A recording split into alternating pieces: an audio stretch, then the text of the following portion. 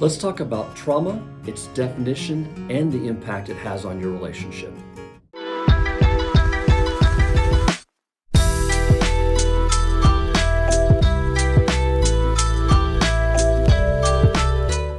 Okay, the first thing I want to talk about is the definition of trauma. Believe it or not, there are lots of different definitions. There's not like one definitive definition of what trauma is or what it particularly means or looks like. Different authors have different ways of approaching it depending on what they're emphasizing in their particular field. And so we can come up with actually different definitions of trauma. Now, first, let me just say the word trauma itself just means wound. It comes from a Greek word that means wound. And it actually has its start back in the 19th century in the medical field with medical terminology when there was a bullet or a puncture to the body, to the skin. They would call that trauma to the body, trauma to the skin. So that's where the name originated from. And again, it's Greek, it just means wound. I actually really like this word because to me, in terms of what I see with a lot of my couples, they come in wounded from circumstances, events from the past, and wounded from even within the relationship that they're currently in. So I really like the word wound. I think it accurately captures a lot of what I'm seeing with my couples and even individuals who are working through relationship issues that they present with. So the word trauma in and of itself just simply means wound. Now, beyond that, we have certain definitions. So what does that look like within the life of the couple or within the life of an individual? And that begins to then create clinical definitions. So what is this? How do we define trauma then, apart from the fact that it's a wound? And a lot of that started to shift after the First and the Second World War, when a lot of the military veterans were coming back, and we were seeing that they were having a difficult time, what we called shell shock after World War I. Eventually, the nomenclature became post-traumatic stress disorder. So we moved much more towards a clinical definition of that. And I want to start by defining trauma with what the American Psychological Association defines it as. And I'm going to read this because it's a little bit lengthy, but I think it's important. Any disturbing experience that results in significant fear, helplessness, disassociation, confusion, or other disruptive feelings intense enough to have a long-lasting negative effect on a person's attitudes, behavior, and other aspects of functioning. So here they're clearly looking at something outside the individual that has occurred that then creates an impact internally in the thoughts, feelings, and attitudes and behavior of an individual that has a lasting impact. This is a pretty safe, pretty clinical definition, behavioral definition of what trauma looks like. So it's a place to start, I think. It's not a great definition. I think it misses some things. We'll get it here in just a minute.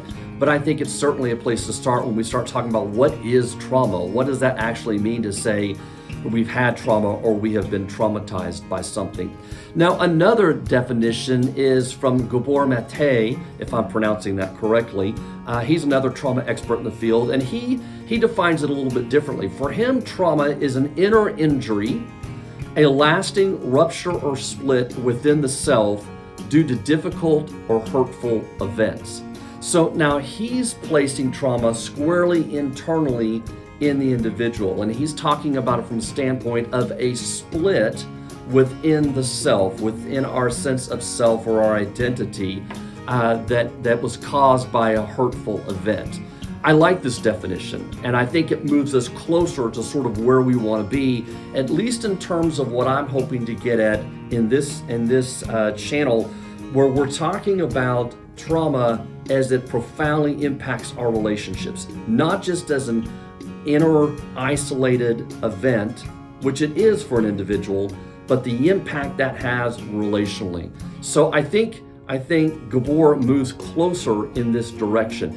Now, another definition I want to share with you is by Bessel van der Kolk. He is the author of the book called The Body Keeps the Score.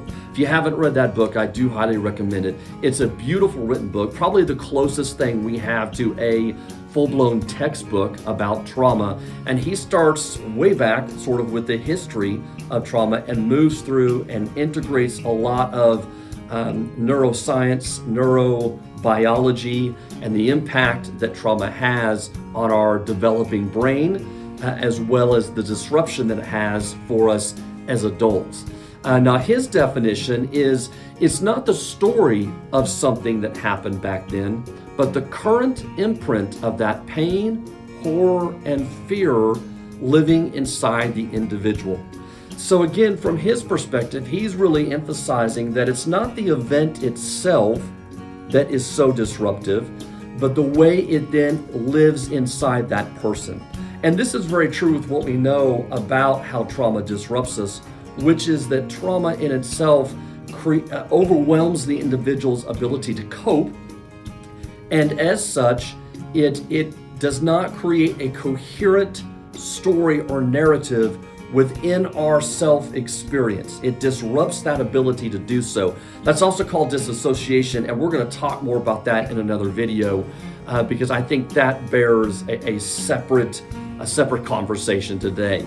But for Bessel van der Kolk, he is clearly saying that, look, there's something that lives long-term within the individual that gets really disruptive from an event that happened. And so he's locating trauma squarely inside the individual.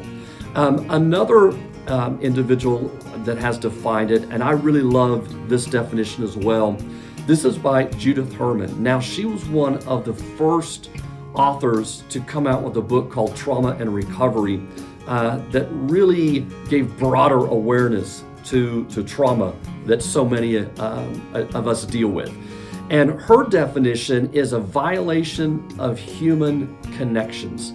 And I love that because, first of all, I think that fits squarely with what we're talking about and dealing with here on this channel and in this podcast.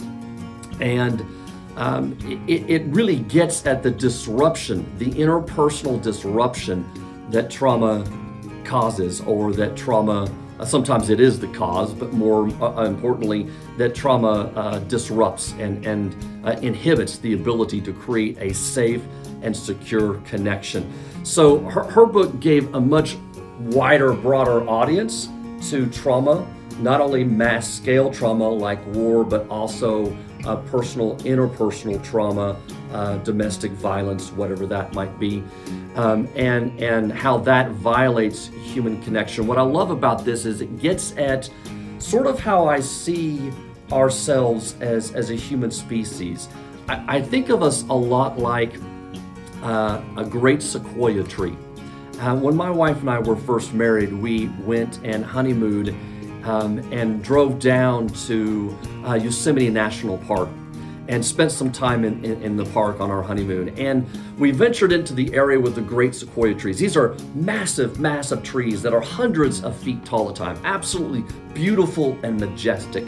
But there was one particular tree where we were hiking that day that had felled. It had fallen down.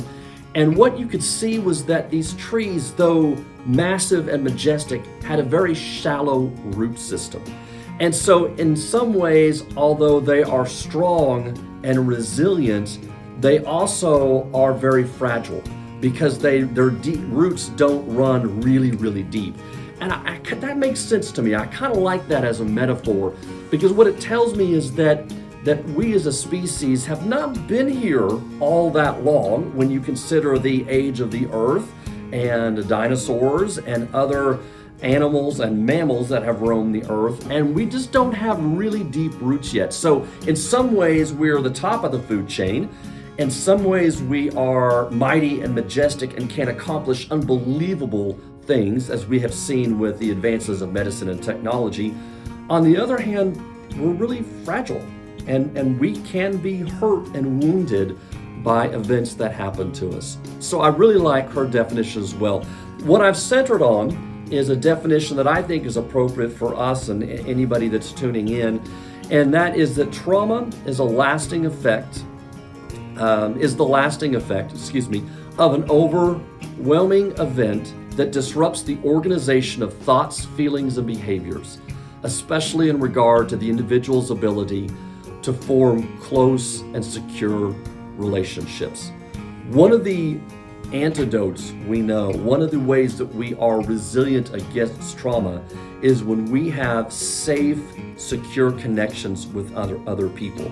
A lot of research has shown that in doing so, we can reach out and have that social support network to help us work through and to help us understand and tell a coherent story if something traumatic does happen to us.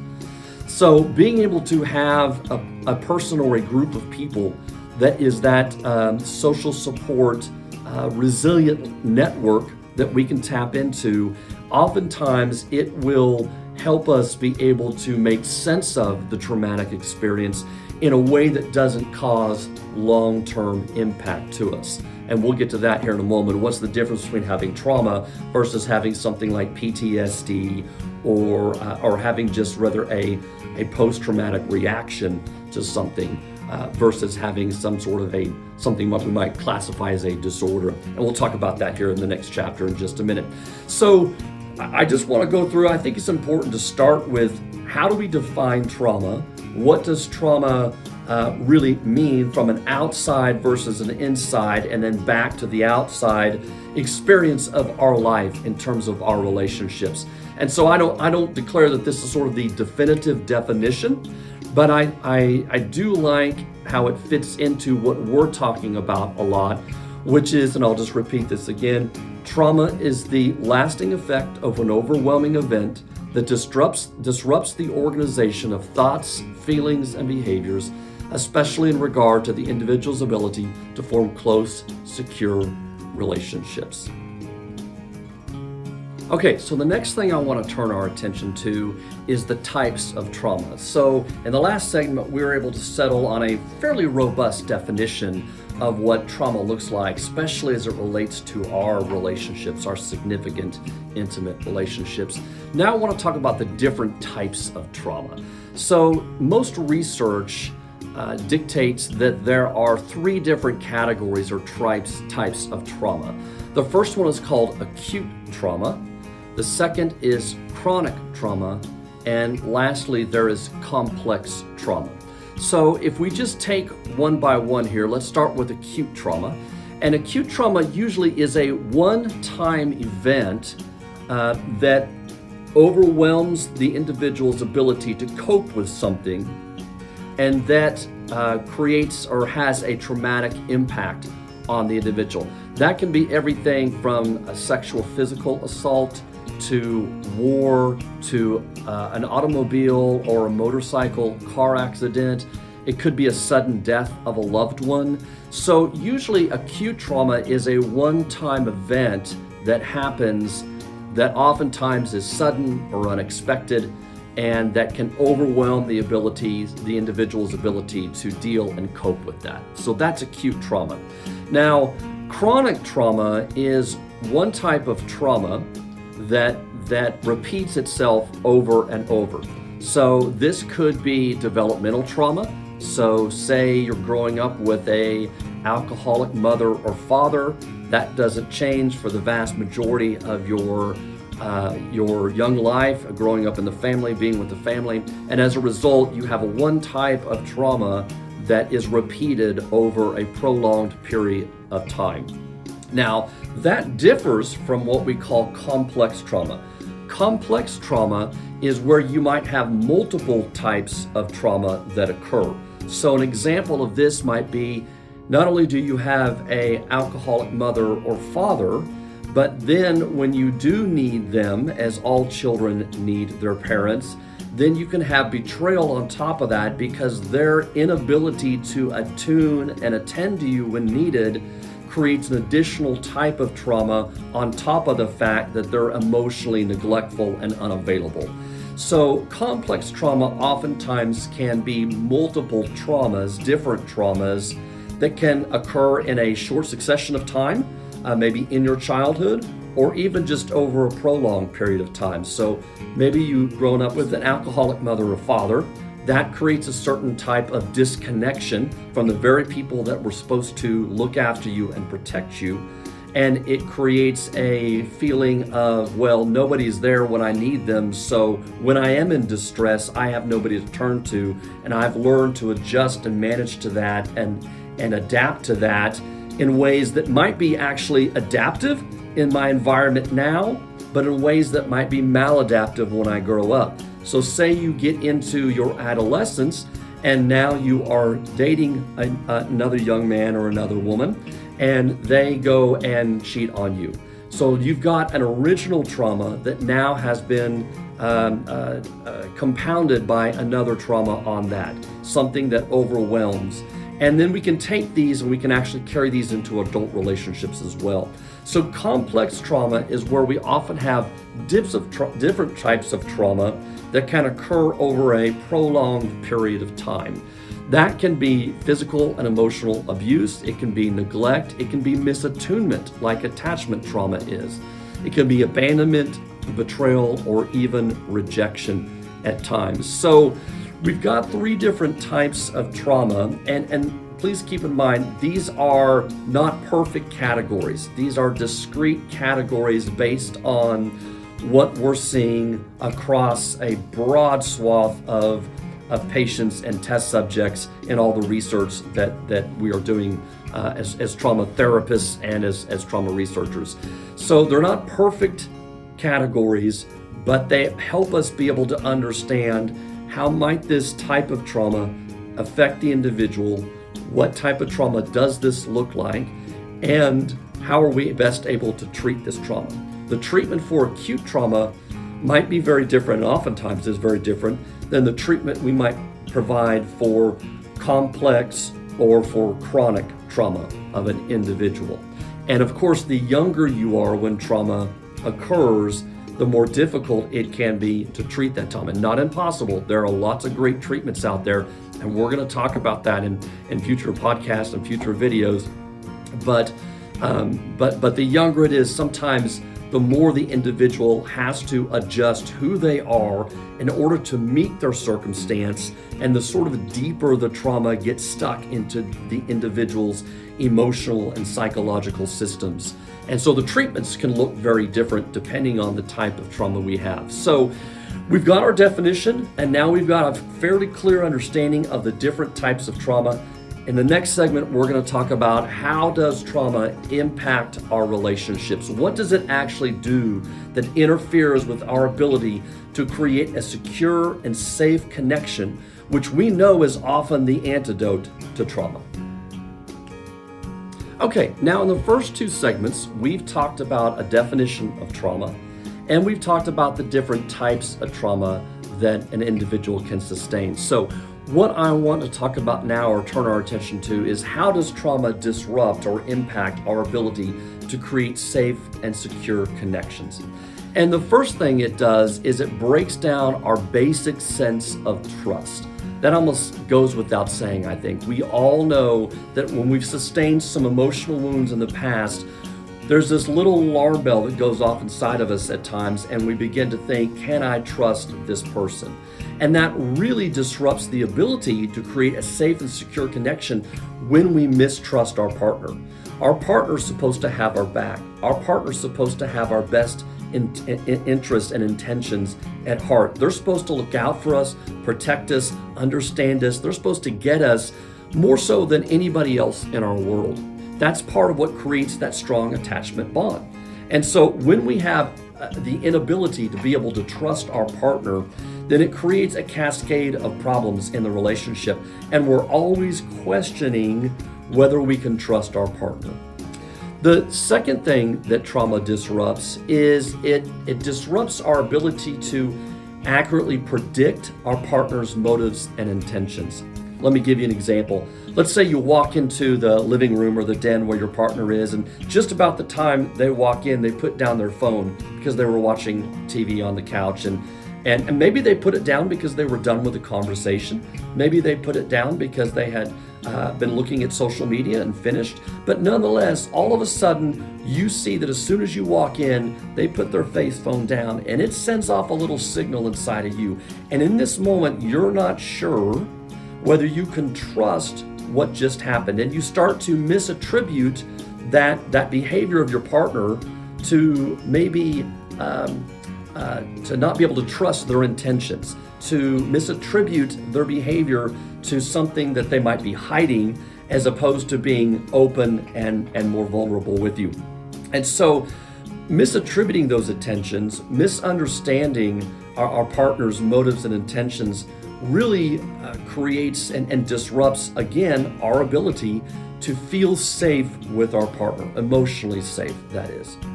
Now, the third thing that it does is it disrupts or creates a sense of hypervigilance in our relationships. So we're constantly on the lookout and scanning our partner's face, scanning our partner's body movements, and scanning their tone of voice for any signs that we may be re-traumatized again.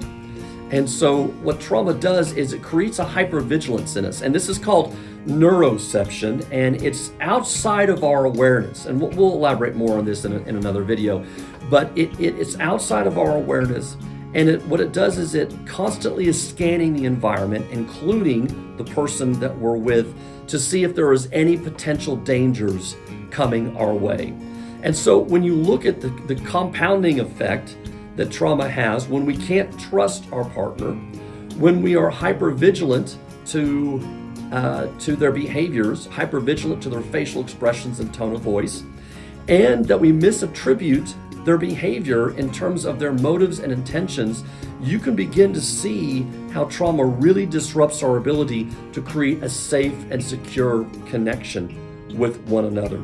So those are three different ways, and there's some more, but those are three of the primary ways that I've seen, especially with the couples, the hundreds if not thousands of couples that I've worked with over a couple decades, that have difficulty being able to create a sense of safety, to act in ways that increase safety in the relationship and don't deplete that sense of safety. And I'm talking about emotional safety here primarily. Physical safety is a given. If there's no physical safety in the relationship, then that's a whole different level of safety we need to be talking about. And no partner should stay in or sustain a relationship when they are not physically safe. So I'm primarily talking about emotional safety here. But when we're constantly hypervigilant, we don't trust, and we misattribute our partner's motives and intentions, this really erodes our ability to be able to form and sustain lasting relationships that are built on a sense of safety and security. Hey, if you like what you've heard today, be sure and subscribe to our channel, and be sure and hit the bell notification so you get a notification for the next video that comes out.